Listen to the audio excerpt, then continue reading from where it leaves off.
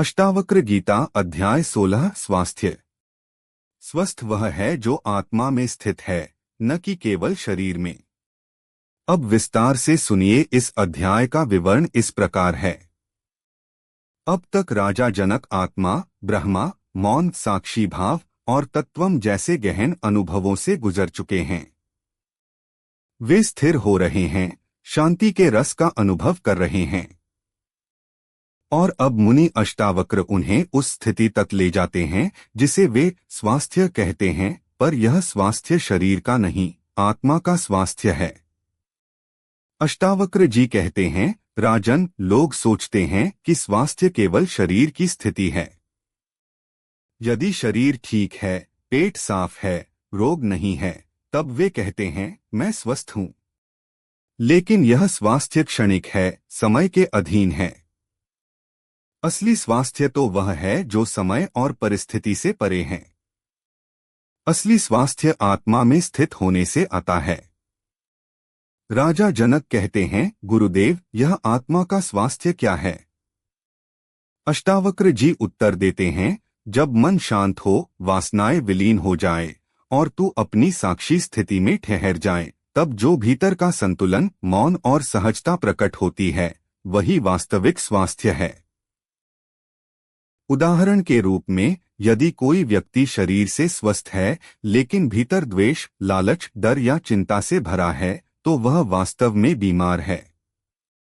और यदि कोई बीमार शरीर में भी पूर्ण शांत, संतुष्ट और आनंदरूप है, तो वह सच्चा स्वस्थ व्यक्ति है। यह अध्याय इसी बोध की यात्रा है।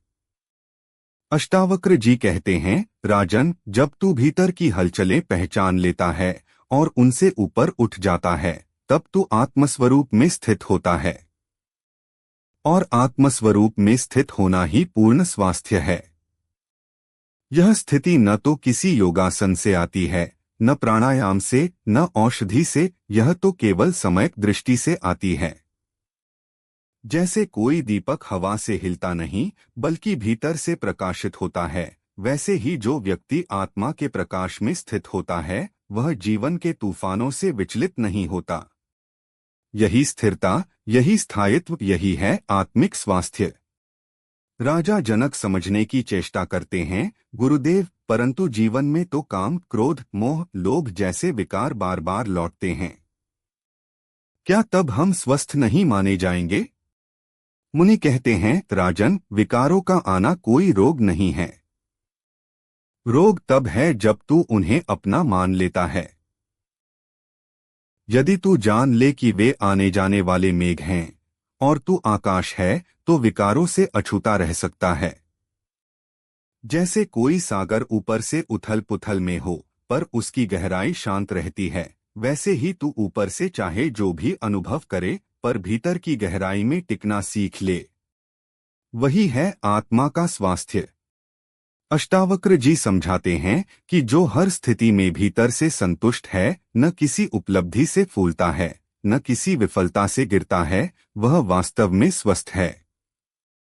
वह व्यक्ति जीवन के रंगमंच पर अभिनय करता है, पर स्वयं को अभिनेता नहीं, साक्षी मानता है।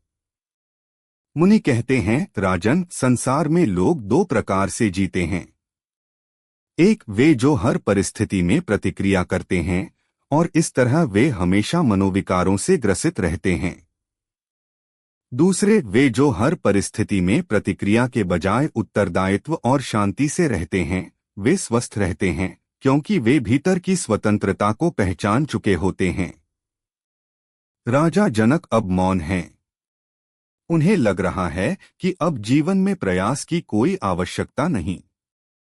वे अनुभव करते हैं कि जब तक वे कुछ बनने की चेष्टा करते हैं, वे तनाव में रहते हैं। और जब वे स्वयं को जैसा हैं, वैसे ही स्वीकार करते हैं, तब ही उन्हें सच्चा विश्राम मिलता है।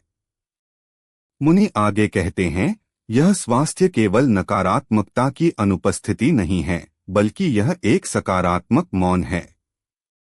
यह एक ऐसी स्थिति है जहां मन कोई उम्मीद नहीं करता, कोई संकल्प नहीं बनाता, कोई परिवर्तन नहीं चाहता। वह केवल वर्तमान में है, जागरूक और विश्रामरत। उदाहरण के तौर पर, जैसे एक बच्चा किसी झील के किनारे बैठकर केवल पानी को देख रहा है, उसे न भविष्य की चिंता है न अतीत का बोझ। वह केवल क्षण में है और वही उसकी मासूमता, उसका स्वास्थ्य है। राजा जनक कहते हैं, गुरुदेव, क्या यह स्थिति स्थायी बन सकती है? अष्टावक्र उत्तर देते हैं, राजन, जब तू जान लेता है कि तू ही अपनी पीड़ा और अपने रोगों का निर्माता है, तब तू यह निर्माण करना बंद कर सकता है। और जब तू निर्माण छोड़ देता है तो जो रह जाता है वह स्वास्थ्य है। यह अध्याय हमें सिखाता है कि शरीर कभी पूर्णतः स्वस्थ नहीं हो सकता, उसमें जरा रोग, मृत्यु निहित हैं। पर आत्मा न जरा से प्रभावित होती है, न मृत्यु से, न किसी दुख से। इसलिए आत्मा में स्थित रहना ही पूर्ण स्वास्थ्य है। और अंत में मुनि कहते हैं, राजन, जब तू जान लेता है कि सुख तेरे भीतर है, कि तुझे किसी चीज की जरूरत नहीं है पूरी होने के लिए, तब तू स्थिर होता है। और स्थिरता ही संतुलन है, और संतुलन ही स्वास्थ्य है। राजा जनक अब इस स्थिति को भीतर ही भीतर अनुभव कर रहे हैं। उन्हें लग रहा है कि जैसे अब जीवन में न कोई लक्ष्य बचा है, न कोई अधूरापन। अब केवल मौन है और मौन में स्वास्थ्य है। तो इस अध्याय का सार यह है, स्वास्थ्य का संबंध केवल शरीर से नहीं, चित्त की स्थिति से है। जब चित्त शांत होता है, अपेक्षाओं से मुक्त होता है, तभी आत्मिक स्वास्थ्य प्रकट होता है। सच्चा स्वास्थ्य तब आता है जब हम आत्मा में टिक जाते हैं, साक्षी बन जाते हैं और जीवन को जैसा है वैसे ही स्वीकार कर लेते हैं।